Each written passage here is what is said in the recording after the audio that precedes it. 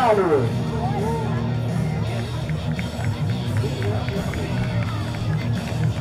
E agora, dando energia, para mais uma vez.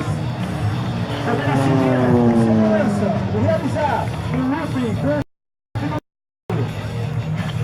Agora, tudo já!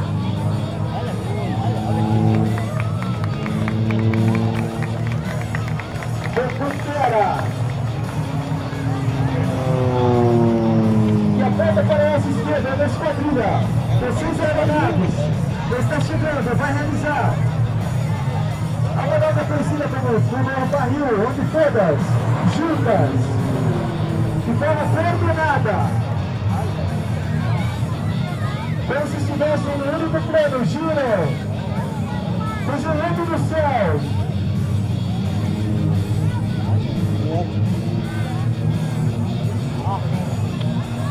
Próximas umas das outras, muitas vezes por mais de 100 metros.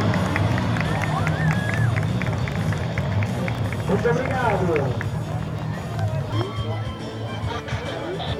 Essa manobra é exclusiva da Esquadrilha da Fumaça, que ainda possui o registro no livro dos recordes, por ter executada com 12 aviões em 2006.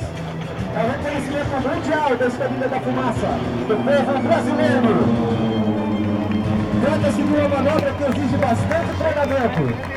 O esquadrão, de cabeça para baixo, os comandos de voo ficam invertidos.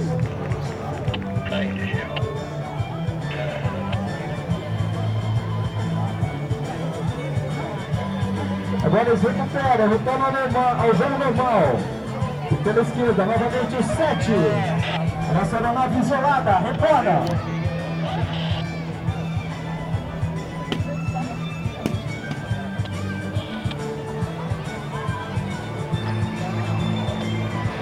Faz o giro, lento. É o giro mais lento pelo eixo longitudinal.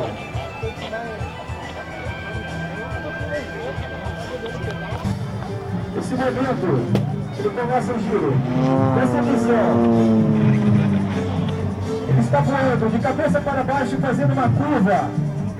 Esse momento, a força centrífuga tende a expeli-lo do assento, tenta arrancá-lo de dentro da sua nacelle, da cabine onde ele se encontra.